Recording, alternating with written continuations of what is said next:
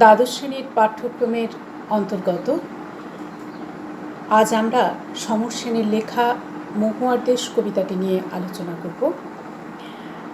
সমর সেনের জন্ম 1916, মৃত্যু 1987। তার মানে বোঝা যাচ্ছে যে সময়টাতে বাংলা সাহিত্যে কল্লোল, কালিকলম এবং প্রগতি এই তিনটি পত্রিকাকে কেন্দ্র করে একটা আধুনিকতার বাতাবরণ এলো, রবীন্দ্র বিরোধিতার একটা আবহাওয়া এলো। সেই সময়কালেই কবিতা লেখা শুরু করছেন সমর সেন। খুব ছোটোবেলায় পড়াশোনায় খুব মনোযোগী ছাত্র ছিলেন না, কিন্তু তাহলেও স্কটিশ চার্চ কলেজ থেকে ইংরেজি ভাষা ও সাহিত্যে তিনি প্রথম শ্রেণীতে প্রথম হয়ে বিএ পাশ করেন এবং অধ্যাপনা দিয়ে তার কর্মজীবন শুরু হয়। সঙ্গে সঙ্গে চলতে থাকে কবিতা লেখা, বেশ কতগুলি কাব্যগ্রন্থ, যেমন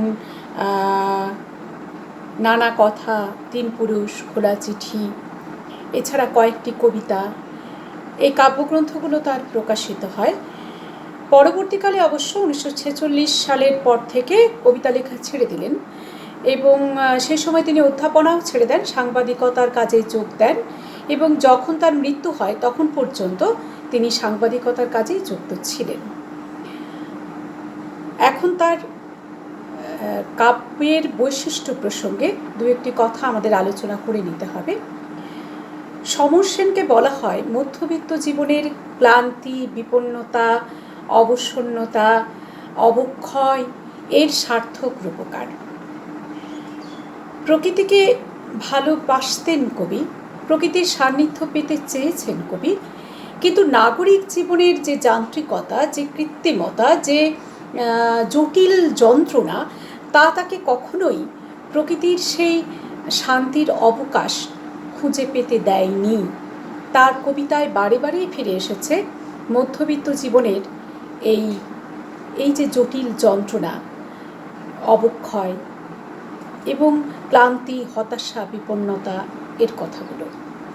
আমরা যখন মহুয়ার দেশ কবিতাটি পড়ব তখন আমরা দেখব যে কবির কাব্য রচনার বৈশিষ্ট্যের এই সবগুলোই এই কবিতার মধ্যে আমরা খুঁজে পাব। কবিতাটির নামকরণ করেছেন মহুয়ার দেশ। আমরা জানি রাঢ়বঙ্গের যে অঞ্চলটা, অর্থাৎ পশ্চিমবঙ্গের দক্ষিণ পশ্চিম বলতে পারি আমরা, যে অঞ্চলটা, এই অঞ্চলে শাল, পলাশ, মহুয়া এই সমস্ত গাছের জঙ্গল এই অঞ্চলের একটা স্বাভাবিক বৈশিষ্ট্য, বনজ সম্পদের বৈশিষ্ট্য।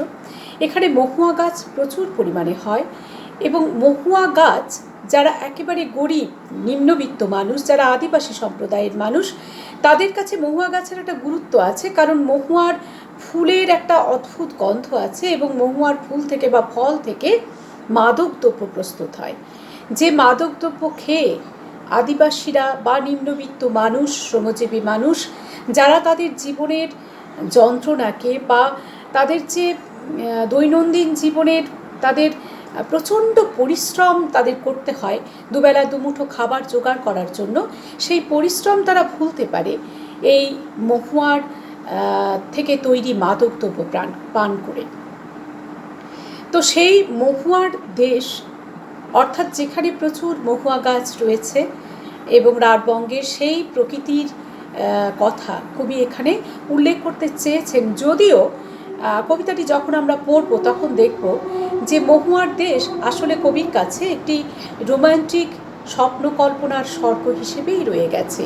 প্রকৃতির নিঃসীম শান্তি, একটা অদ্ভুত অবকাশ, স্নিগ্ধ অবকাশ যে দেশকে জড়িয়ে রয়েছে, কিন্তু নাগরিক জীবনে থেকে কবি যে দেশের সন্ধান কিছুতেই পেতে পারছেন না। আমরা কবিতাটি পড়া শুরু করি। মহুয়ার দেশ, সমর সেন। মাঝে মাঝে সন্ধ্যার জলস্রোতে অলস সূর্যোদয় এঁকে গলিত সোনার মতো উজ্জ্বল আলোর স্তম্ভ, আর আগুন লাগে জলের অন্ধকার ধূসর ফেনায়। তাহলে আমরা দেখতে পাচ্ছি যে কবিতাটি শুরু হচ্ছে প্রকৃতির এক অপূর্ব সুন্দর একটি ছবি এঁকে, অপূর্ব সুন্দর একটি চিত্রকল্প দিয়ে, কল্পনায় একটা অপূর্ব সুন্দর প্রাকৃতিক দৃশ্যের ছবি এঁকে কবি কবিতাটি শুরু করছেন। কি বলছেন, তোমরা অনেকেই সূর্যাস্ত দেখেছো, জলের ধারে সূর্যাস্ত কেউ দেখেছো কিনা জানি না। যদি দেখে থাকো তাহলে দেখবে যে জলের ধারে দাঁড়িয়ে যখন তুমি সূর্যাস্ত দেখবে, সূর্য যখন জলের মধ্যেই অস্ত যাচ্ছে বলে মনে হবে, এবং জলের মধ্যে সেই সূর্য যেখানে অস্ত যাচ্ছে সেই জায়গাটা বরাবর একটা উজ্জ্বল আলোর রেখা দেখা যাবে জলের উপরে। মনে হবে যেন সোনা গলিয়ে ওই অংশটুকুতে ঢেলে দিয়েছে কেউ, সেরকম মনে হবে। তো সেই রকম একটা ছবির কথা কবি বলছেন যে মাঝে মাঝে এরকম দেখা যায়, সূর্যাস্ত যখন হয় তখন সন্ধ্যাবেলায় জলের মধ্যে অলস সূর্য অলস কেন না, সারাদিন ধরে সে আলো দিয়েছে আমাদের, উত্তাপ দিয়েছে আমাদের, এবং দিনের শেষে সে যখন অস্ত যাচ্ছে, সারাদিন পরিশ্রমের পর সে যেন ক্লান্ত, তাই তার ভঙ্গি অলস। সে কি করছে, এঁকে দিচ্ছে। কি এঁকে দিচ্ছে জলস্রোতের উপরে? গলিত সোনার মতো উজ্জ্বল আলোর স্তম্ভ। সে জলের উপরে এঁকে দিচ্ছে একটা থাম, স্তম্ভ মানে থাম, থামকে শুইয়ে দিলে যেমন একটা দাগ হয়, সেরকম একটা উজ্জ্বল গলানো সোনা রঙের দাগ জলের উপরে সে এঁকে দিচ্ছে যখন সে জলের ধারে অস্ত যাচ্ছে। আর আর কি হচ্ছে, আর আগুন লাগে জলের অন্ধকারে ধূসর ফেনায়। আর অন্ধকার নেমে আসছে, সন্ধ্যা, সূর্য অস্ত যাচ্ছে, জায়গায় জায়গায় জলটা কালো হয়ে আসছে, আর যেখানে যেখানে ফেনা আছে সেই ফেনাগুলো সাদা, তার মধ্যে সূর্যের আলোর যে ওই অস্তর রাগের যে রং, অর্থাৎ তখন সূর্যে একটা লাল আভা হয়, তোমরা দেখেছো, বেগুনি লাল রঙের একটা আভা, সেইটা ওই ফেনাগুলোতে লাগছে, ফেনাগুলো লাল হয়ে যাচ্ছে, মনে হচ্ছে যেন ওই যেখানে যেখানে ফেনা আছে সেখানে সেখানে জলে আগুন লেগে গেছে। অর্থাৎ একটা অপূর্ব সূর্যাস্তের ছবি। সারাদিন আলো দেওয়ার পরে অলস সূর্য অস্ত যাচ্ছে, মনে হচ্ছে জলের উপরে যেন একটা সোনা, গলানো সোনা দিয়ে তৈরি থাম শোয়ানো আছে, আর জল অন্ধকার, সেই অন্ধকার জলের মধ্যে যে সাদা ফেনা, তার মধ্যে সূর্যের সেই লাল আলো পড়ে এক অদ্ভুত সুন্দর রং তৈরি হয়েছে, লাল রং, মনে হচ্ছে যেন জলে আগুন লেগে গেছে। এরপরেই দেখো সেই উজ্জ্বল স্তব্ধতায় ধোঁয়ার বঙ্কিম নিঃশ্বাস ঘুরে ফিরে আসে শীতের দুঃস্বপ্নের মতো। কিন্তু এই যে অপরূপ দৃশ্য প্রকৃতির, সেই দৃশ্যটা অনাবিল নয়, অর্থাৎ একেবারে দূষণমুক্ত সেই দৃশ্যটা নয়। সেই যে উজ্জ্বল স্তব্ধতা, স্তব্ধতা মানে চুপচাপ থাকা, নির্জন, তোমরা জানো, নির্জন সেই সূর্যাস্ত, সেই উজ্জ্বল সুন্দর নির্জন শান্ত সূর্যাস্ত, সেখানে কিন্তু ধোঁয়ার বাঁকানো নিঃশ্বাস ঘুরে ফিরে আসছে। অর্থাৎ কলকারখানা, তার পাইপ থেকে যে ধোঁয়া নির্গত হচ্ছে, সেই কালো ধোঁয়া এই উজ্জ্বল সূর্যাস্তকে আবিল করে দিচ্ছে, সেই সূর্যাস্তকে আর উজ্জ্বল থাকতে দিচ্ছে না। সেই ধোঁয়া কেমন আসছে, কেমন হয়ে আসছে, কার সাথে উপমা দিচ্ছেন কবি সেই ধোঁয়ার? শীতের দুঃস্বপ্নের মতো। মনে হচ্ছে যেন একটা দুঃস্বপ্ন, একটা কনকনে ঠান্ডা শীতল দুঃস্বপ্ন। সেই শীতলতাকে মৃত্যুর সঙ্গে আমরা তুলনা করি সাধারণত। খুব কনকনে ঠান্ডা, মৃতদেহ ঠান্ডা হয়ে যায়, তাই কনকনে শীতলতাকে আমরা মৃত্যুর সঙ্গে সাধারণত তুলনা করে থাকি। তাহলে সেই শীতল দুঃস্বপ্ন, অর্থাৎ এই ধোঁয়া যেন একটা দুঃস্বপ্ন, একটা ভয়াবহ মৃত্যুর মতো শীতল দুঃস্বপ্নের মতো সে যেন কবির মনকে গ্রাস করছে। সেই ধোঁয়ার যে বাঁকানো নিঃশ্বাস, সেটা যেন কবিকে সুস্থভাবে এই উজ্জ্বল দৃশ্যটার যে অপূর্ব স্বাদ সেটা অনুভব করতে দিচ্ছে না, তাকে যন্ত্রণা কাতর করে তুলছে, তাকে কোথাও চিন্তিত, বিপন্ন, ক্লান্ত করে তুলছে। অনেক অনেক দূরে আছে মেঘমতির মহুয়ার দেশ, সমস্ত ক্ষণ সেখানে পথের দুধারে ছায়া ফেলে দেবদারুর দীর্ঘ রহস্য, আর দূর সমুদ্রের দীর্ঘশ্বাস রাত্রের নির্জন নিঃসঙ্গতাকে আলোড়িত করে। আমার ক্লান্তির উপরে ছড়ুক মহুয়া ফুল, নামুক মহুয়ার গন্ধ। তাহলে ওই যে বলছিলাম যে যে মহুয়ার দেশ কবি কল্পনা করছেন, সেই মহুয়ার দেশ বাস্তবের থেকে অনেক দূরে আছে, কোথায় তার অস্তিত্ব রয়েছে? তার অস্তিত্ব রয়েছে কবির কল্পনায়। সেই মহুয়ার দেশ কেমন? সেই মহুয়ার দেশ মেঘ মদির, অর্থাৎ সূর্যাস্তের সময় মেঘে দেখবে নানান রকমের রং হয়, একটা অদ্ভুত স্বপ্নালু পরিবেশ তৈরি হয়, মনে হয় এই পৃথিবীটাকে মনে হয় যেন একটা স্বপ্নের দেশ। তো মহুয়ার দেশটা সেই রকম একটা স্বপ্নের দেশ। সেখানে কি আছে? সেখানে পথের দুধারে সব সময় ছায়া ফেলে থাকে বড় বড় লম্বা লম্বা দেবদারু গাছ। দেবদারু গাছের ছায়া সেখানে রাস্তার উপরে পড়ে, মনে হয় যেন খুব রহস্যময় সেই পথটা। আলো অন্ধকারের একটা লুকোচুরি চলে সেই রাস্তায়, আর মনে হয় সেই রাস্তাটা কেমন একটা গা ছমছমে রহস্যময় সেই রাস্তা। আর সেখানে দূর থেকে সমুদ্রের দীর্ঘশ্বাস ভেসে আসে। সেই দীর্ঘশ্বাস রাত্রের নির্জন নিঃসঙ্গতাকে আলোড়িত করে। রাত নিঃসঙ্গ, নির্জন, কবির কেউ নেই সঙ্গে, তিনি একাকী। আর রাত হচ্ছে নির্জন, নিস্তব্ধ, চুপচাপ। সেই রাতকে দূর সমুদ্র থেকে যে দীর্ঘশ্বাস ভেসে আসে, অর্থাৎ সমুদ্রের একটা আওয়াজ অনেক দূর থেকে দেখবে শোনা যায়, সেই আওয়াজ কবির কানে আসছে। তার নিঃসঙ্গতাকে সেই আওয়াজ যেন আলোড়িত করছে, অর্থাৎ তাকে আরও আকুল করে তুলছে, আরও ব্যাকুল করে তুলছে। তার এই যে একাকিত্ব, তাকে যেন সে আরও আকুল ব্যাকুল করে তুলছে।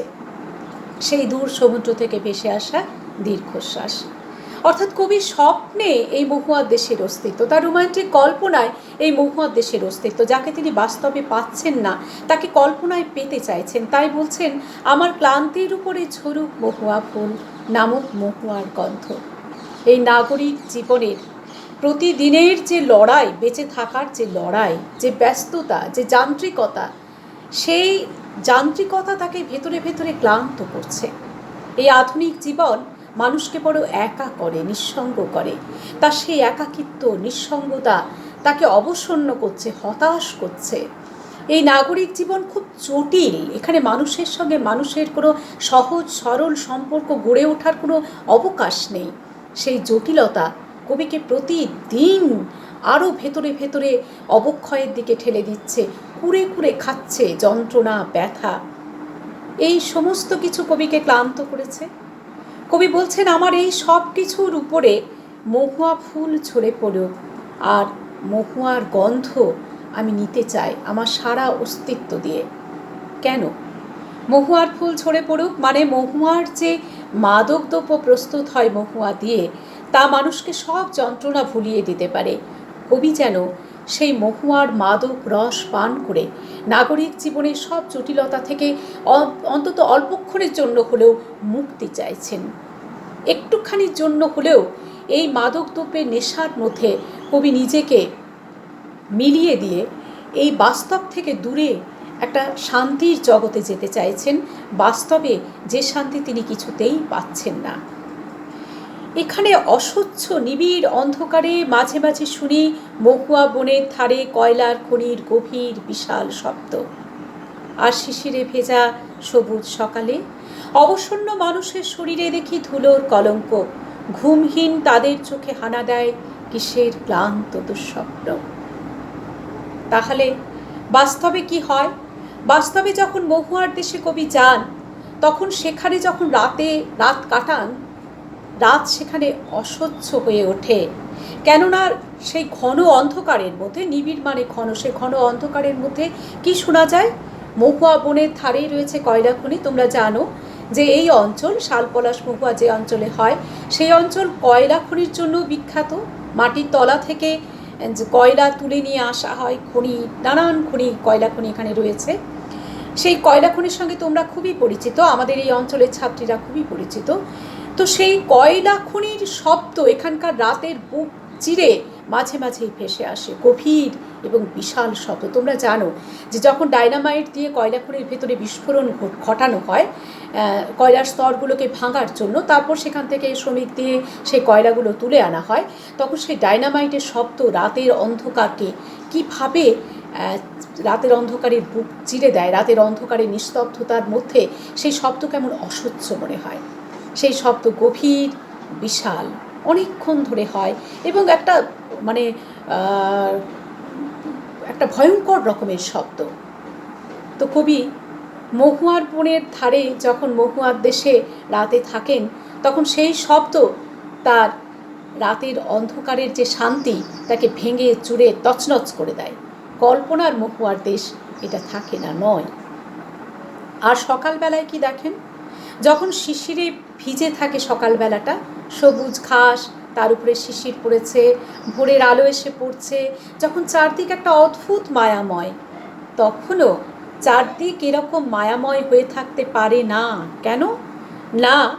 তখনও দেখা যায় যে অবসন্ন সমস্ত মানুষ তারা ঘরে ফিরছে, তাদের সারা গায়ে লেগে আছে ধুলো, কালি, কলঙ্কের মতন। কলঙ্ক মানে কালিমা, জানো, কলঙ্কের মতো লেগে আছে। অর্থাৎ খনিতে সারা রাত যারা কাজ করেছে, কয়লার খনির সেই শ্রমিকেরা সকালবেলায় তাদের বাড়ি ফিরতে দেখা যায়, তাদের সারা শরীরে কয়লার কালি মাখা, ধুলো মাখা, আর ঘুমহীন তাদের চোখে হানা দেয় কিসের ক্লান্ত দুঃস্বপ্ন। তারা সারা রাত ঘুমোয়নি, সারা রাত খনিতে পরিশ্রম করেছে কয়লা তোলার জন্য, তাই তাদের চোখ ঘুমহীন, ঘুম নেই সেই চোখে। আর সেখানে কি ছেয়ে আছে? সেখানে ছেয়ে রয়েছে ক্লান্তি, রাজ্যের ক্লান্তি। শরীর তাদের খুব ক্লান্ত সারা রাত পরিশ্রম করার পরে, অমানসিক পরিশ্রম করার পরে। আর সেই ক্লান্তির সঙ্গে আর কি আছে? রয়েছে দুঃস্বপ্ন। অর্থাৎ এত পরিশ্রমের পরেও তাদের সংসার কখনো স্বচ্ছল হয় না, কখনো তাদের অভাব বোধ মেটে না, তাই দুঃস্বপ্ন তাদের সব সময় তাড়া করে বেড়ায়। এখানে শ্রমিক, নিম্নবিত্ত যে মানুষ, শ্রমজীবী মানুষ, তাদের জীবন কখনো স্বচ্ছন্দ হয় না। এই নাগরিক জীবনে তারা সব সময় পরিশ্রম করেও দুবেলা দুমুঠো অন্ন জুটিয়ে তুলতে পারে না। নাগরিক জীবনের অভিশাপ এই শ্রমিকদের জীবন, তাই তাদের চোখে সবসময় দুঃস্বপ্ন ছেয়ে আছে, ছেয়ে থাকে। তাহলে পুরো কবিতাটা পড়ে আমরা দেখলাম যে কবি প্রকৃতির কাছে যেতে চাইছেন, প্রকৃতির স্নিগ্ধ শান্তির মধ্যে আরাম পেতে চাইছেন, আশ্রয় পেতে চাইছেন, কিন্তু এই নাগরিক জীবন সেই আশ্রয় তাকে পেতে দিচ্ছে না। নাগরিক জীবনে প্রকৃতি একেবারে অবিমিশ্র শান্তি নিয়ে, আনন্দ নিয়ে, স্নিগ্ধতা নিয়ে কখনোই আসতে পারে না। এই নাগরিক জীবনের জটিলতাকে, ক্লান্তিকে, অবসন্নতাকে একেবারে ধুইয়ে মুছিয়ে দেবার ক্ষমতা প্রকৃতিরও আজ আর নেই। তাই শেষ পর্যন্ত এই ক্লান্তি, এই অবসন্নতা, এই অবক্ষয়ই সত্য হয়ে থাকে সমর কবিতায়। আর মহুয়ার দেশ কেমন হয়ে থাকে? মহুয়ার দেশ হয়ে থাকে কবির স্বপ্নের এক অনেক দূরের দেশ হয়ে, যেই দেশে রয়েছে অনাবিল শান্তি, সৌন্দর্য, আনন্দ, কিন্তু সেই দেশের সন্ধান বাস্তবে কবি কখনোই পান না।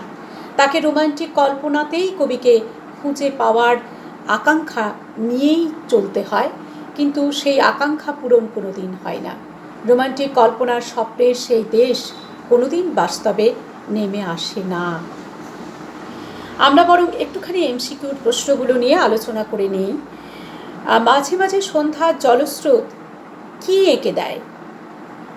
এঁকে দেয় সন্ধ্যার জলস্রোতে কে কি এঁকে দেয়? অলস সূর্য এঁকে দেয়। কি এঁকে দেয়? গলিত সোনার মতো উজ্জ্বল আলোর স্তম্ভ। প্রশ্নটা ঘুরিয়েও আসতে পারে যে মাঝে মাঝে অলস সূর্য কোথায় উজ্জ্বল আলোর স্তম্ভ এঁকে দেয়? সন্ধ্যার জলস্রোতে এঁকে দেয়। উত্তর হলো এটা। আগুন কোথায় লাগে? আগুন লাগে জলের অন্ধকারে ধূসর ফেনায়। ফেনার রং কি? ফেনার রং ধূসর। জল অন্ধকার কেন? সূর্যাস্তের সময় সন্ধ্যা নেমে আসছে, তাই জল অন্ধকার।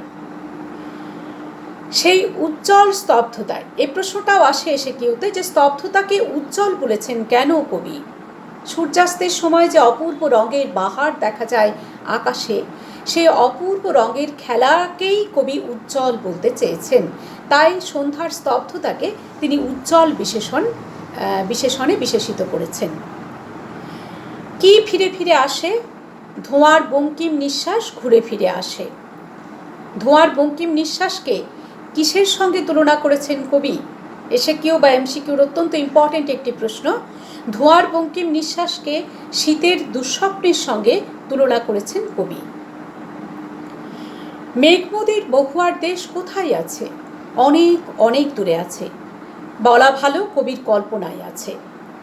মহুয়ার দেশকে মেঘমুদির বলেছেন কেন কবি? যেহেতু মহুয়ার দেশ কবির স্বপ্নের মধ্যে রয়েছে, কল্পনার মধ্যে রয়েছে, সেই মহুয়ার দেশের মেঘের এক এক বর্ণালী সূর্যাস্তের সময় মেঘ নানান রঙে নেগে উঠেছে, এমন এক কল্পনার ছবি কবির মনে রয়েছে, তাই তিনি মহুয়ার দেশকে বলেছেন মেঘমুদির। সেখানে পথে দুধারে কারা ছায়া ফেলে, দেবদারু গাছ ছায়া ফেলে। রাত্রি নির্জন নিঃসঙ্গতাকে কি আলোড়িত করে? দূর সমুদ্রের দীর্ঘশ্বাস রাত্রির নির্জন নিঃসঙ্গতাকে আলোড়িত করে। কবির ক্লান্তির উপরে কি ঝরে পড়বে? ঝরে পড়বে মহুয়া ফুল। কবির ক্লান্তির উপরে কি নেমে আসবে? নেমে আসবে মহুয়ার গন্ধ। এই দুটো প্রশ্ন এমসিকিউর জন্য খুব ইম্পর্টেন্ট। কবি মাঝে মাঝে কি শোনেন? কবি মাঝে মাঝে শোনেন কয়লা খনির গভীর বিশাল শব্দ। শিশিরে ভেজা সবুজ সকালে কি দেখেন কবি? দেখেন অবসন্ন মানুষের শরীরে ধুলোর কলঙ্ক। কাদের চোখ ঘুমহীন? খনিতে যারা কাজ করেছে সেই শ্রমিকদের চোখ ঘুমহীন। তাদের চোখে কি হানা দেয়? তাদের চোখে ক্লান্ত দুঃস্বপ্ন হানা দেয়। এমসিকিউ বা এসিকিউর এই প্রশ্নগুলোই আসবে। আর বড় প্রশ্ন এখান থেকে যা যা আসতে পারে সেই নিয়ে আমরা হোয়াটসঅ্যাপে আলোচনা করে নেব। আজ এই পর্যন্তই। পরের দিন আবার অন্য কবিতার ক্লাস হবে।